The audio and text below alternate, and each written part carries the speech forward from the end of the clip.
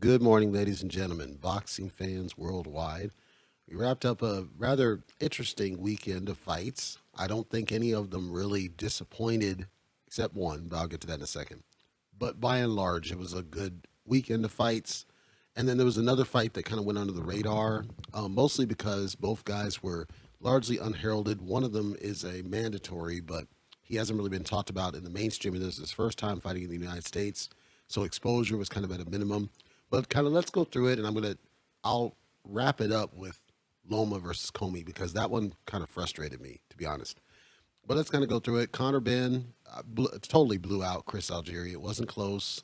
From my angle, Algieri was in the fight as he always is, but in terms of power and respect and getting the guy off you, Algieri was landing, but he wasn't getting Benn's respect. And Algieri's never been known as a power hitter, but he was able to effectively nullify Amir Khan very, very well. And I was surprised at that one. And he was able to be elusive against Ruslan Provod many years ago. He also had a decent showing against Errol Spence early on, but with all those fights, the one constant was that Algieri just simply lacks the power to have anybody respect him.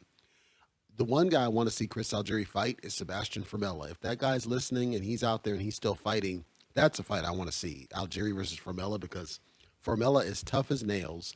Conor Benn wasn't able to stop Formella. Sean Porter wasn't able to stop Formella. But Formella got outboxed in both of those fights. So now you take somebody stylistically good like Chris Algieri, who just doesn't have power, against Sebastian Formella, who doesn't really have a lot of power, but is also stylistically good. And you could have the makings of kind of a war that is, it's like nobody's really going to get knocked out, but you have compelling boxing styles that come together and create one of those classics. I would really want to see that fight if Sebastian's still, I think he went to 154, but if he's still campaigning at 147, that's a fight I'd like to see. If Algieri is going to stay boxing, I'm not sure if he is. He might retire after this. Some people call for him to retire. I still think he has something to contribute to the boxing business, but I think he has to stay away from the true young, hungry lion ones and the ones that have extensive experience at this point. But I think it's a hard test for anybody in terms of his boxing ability.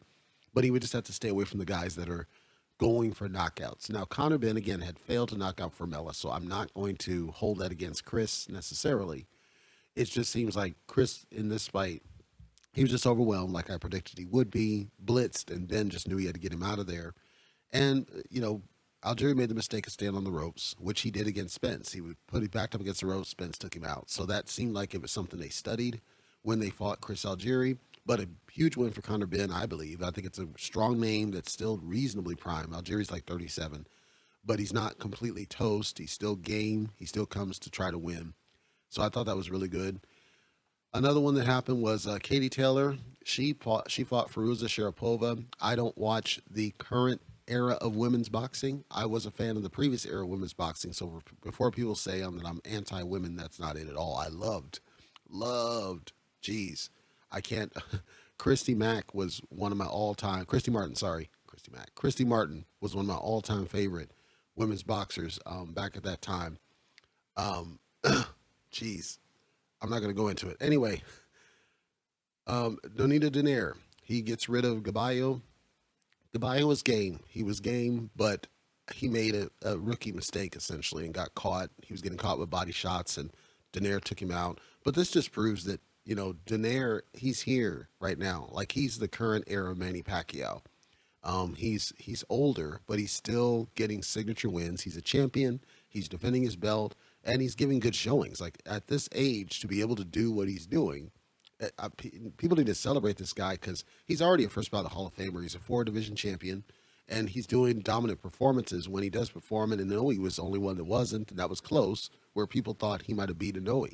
And now they want a rematch with Inoue. I would like to see that one because Donaire might have just had a bad day. Could have been that Inoue, who knows? The rematch, I think, is compelling.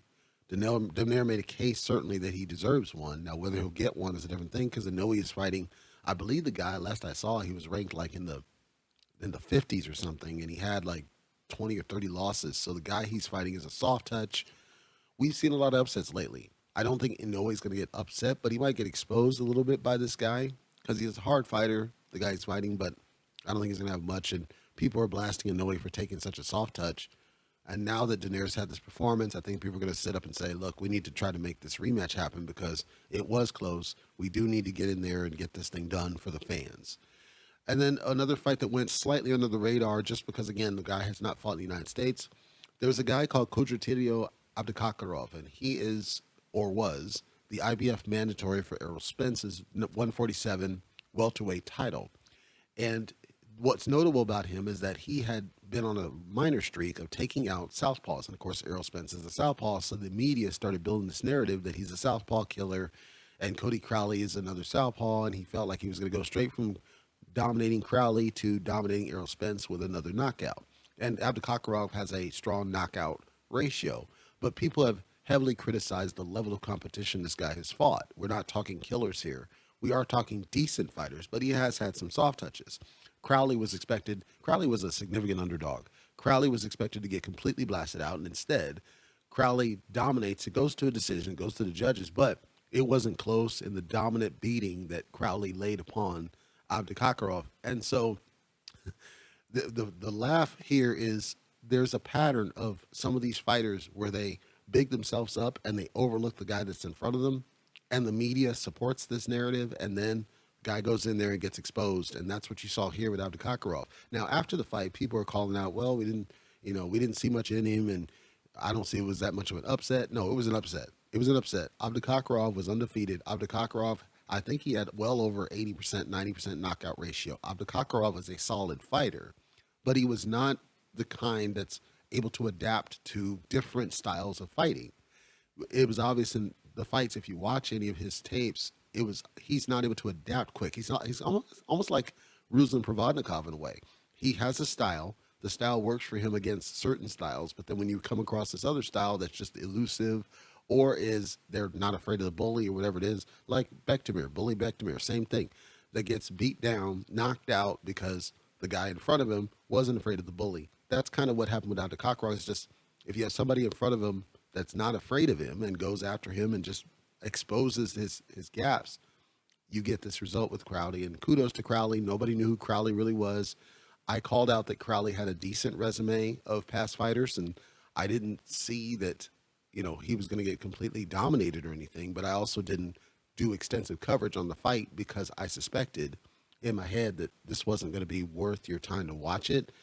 It was a good fight for what it was, but it was, in a way, it looked like a mismatch that shouldn't have been, right? Because Abdikakarov, because of hype, by the betting bookies, they treated him like a significant favorite and Crowley a significant underdog, when the truth was that the media hyped the guy, Abdikakarov, and Crowley didn't get a fair shake. And so I suspected some shenanigans, but shenanigans didn't happen. So I'm covering it here because I don't want to go under the radar and give Crowley his credit for a dominant performance. So kudos to him for that one. And now, Lomachenko versus Commey.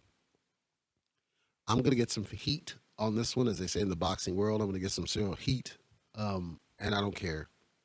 Listen, I said before the fight that this was a good test for where Loma's at.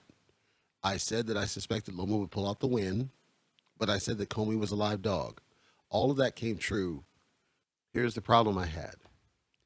What happened in this fight brought back very bad memories of when Errol Spence fought Lamont Peterson. By which I mean, if you didn't watch Errol Spence versus Lamont Peterson, if you did, you probably forgot it. But what we had here in Loma versus Commey is one guy that is absolutely not in the other guy's class. It's just not in the same class. Lomachenko, Commey had some good work early on. I think what happened is Commey got frustrated, just like Nick Walters got frustrated, but Commey never quit. Commey never quit. His corner never quit for him. There's a moment during the fight where Loma starts to blitz Commey, and then Loma looks to the corner saying, like, hey, I'm just going to stop this. You could look from the camera angle, and Commey's leg was dragging. That's how bad he was hurt. He was hurt. And Loma's trying to get the corner to stop the fight, and the corner doesn't stop the fight because they know that Commey's got heart and Commey's going to recover and come back, and he wants to see it to the final bell. Just like with Wilder, there are some guys that they're warriors. They don't want to be stopped by the corner. They want to be given the chance to see it to the final bell, just because they have that warrior spirit about them. And he might have been inspired even by Wilder and just look, don't stop it. No matter what happens, I want to go out and be a warrior like I say I am. When Errol Spence fought Lamont Peterson, it was obvious. I want to say from like the second round on that Lamont Peterson was way outmatched, way overclassed. And there were points where Spence was basically just letting him off the hook. Spence could have taken this guy out easily, but at no point did Peterson stop fighting. He kept coming forward. He kept trying. And Spence is doing his best to hold back and not literally hurt the guy because they're friends. And eventually the corner stops the fight in the Peterson fight. Here with Commey, the corner did not stop the fight, and I think they should have. And the problem I have with the fight, other than the fact that the corner should have stopped it, not just because of the hurt. Like, I'm not one of those that says the moment somebody gets wobbled, you should stop the fight, like some of these people like NSB and others. No. To me, it's just, if you see that there's no chance that your guy is going to stop this dude, and you see that your guy's getting repeatedly wobbled, repeatedly rocked, and worse, his leg is stanky on a like an extended basis without getting hit, which is what happened in that sequence. At that point, it's like, let's just stop this because we can live to fight another day. And I think they should have done that, not for the hurt part, but just we're not going to get past this. And even if we go to decision, I get it. You want to see it to the final bell, but sometimes you just live to fight another day. I felt like they should have done that. Also because I was so frustrated with Lomachenko. He is too nice for the boxing business because he was letting the guy off the hook. And I don't like when boxers let the guy off the hook because you can't leave it to judges. If we haven't learned from Williams versus Lara and so many other fights where you do everything you can and you don't leave it to the judges, or you try not to, but it goes to the judges and then you get robbed.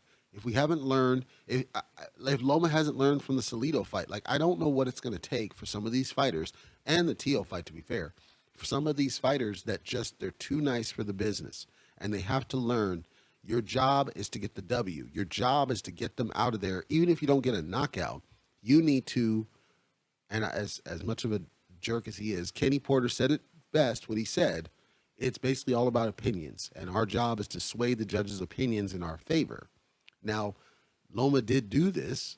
It was obvious he did this, but you still can't leave it to the judges. They might have gone ahead and robbed the dude. You just don't know. And so I didn't like him, like in the last few seconds of the 12th round, which is usually where it's like, okay, balls to the wall, we're going to go ahead and do this. These two dudes, Commey is completely beaten mentally, right? He's emotionally done. He doesn't go after Loma. Loma just stands there. Loma is backing off, but he's not worried about anything. He's just standing there. They're staring at each other for the last 12 seconds. It was the most disgusting thing I saw, and I'm sorry. There are people out there, well, honor, deep. No, dude, no. It's a fight. I'm sorry. I know we're in sensitive land and snowflakes, all this. It's a fight. Your job is to go out there and fight. I don't want to see you not engage, especially when it's the last 12 seconds of the fight. At least give the fans what they came to see. I don't want to see that. Again, I go back, though. All of that would have been avoided. I wouldn't have seen that last sequence had the corner done what they were supposed to do in roughly round 8 or 9 and stopped the dang fight. Had they stopped the fight, I'd have said, okay, the corner recognizes he's being outclassed. Let's live to fight another day. And then I wouldn't have seen that nonsense of them staring at each other. It reminded me of that one sequence during Crawford Postol where Crawford and Postol are literally staring at each other. I think it was like 8 to 12 seconds just staring at each other, going back and forth. And Crawford's like, come on. And Postol's just hands up, not doing anything. And then they continue to go staring at each other. I don't like that crap. Stop doing that. You need to be throwing. It's a fight. So all I'm going to say is Lomachenko did what he needed to do. It was clear he was a superior boxer, but he's too nice for the boxing business. And the reason that bothers me is because Loma has, outside of Teofimo, Loma has not come across another fighter that is mentally like an Orlando Salido, that's desperate, that's truly hungry to make a name. Orlando was hungry. He was hungry to make a name because he was a veteran, but he was the lesser known worldwide at that point. Lomachenko was the up and comer, and he was making names because he jumped into pro and then became a champion and all this. But the truth is, Orlando was hungry. He wanted it. He went after it. Same with Teofimo. He was hungry. He went after it. Commey was not hungry enough, but Commey was already at a top level. Commey was already world class. I'm talking somebody that's on a come up, that's hungry, that wants to make a name for themselves, that now it's like, I'm here and I want to make a name for myself. Just like Kambosos CM Punk was hungry against Teofimo. And Lomachenko just has not come across another Orlando Salido yet. Because when he comes across those fighters, his niceness gets him in trouble and he takes a loss. And it's always a close loss because he's too nice. He does not have the killer instinct that's necessary to stay at the top. And I want to say it was Sean Porter that once said, it's fine getting there.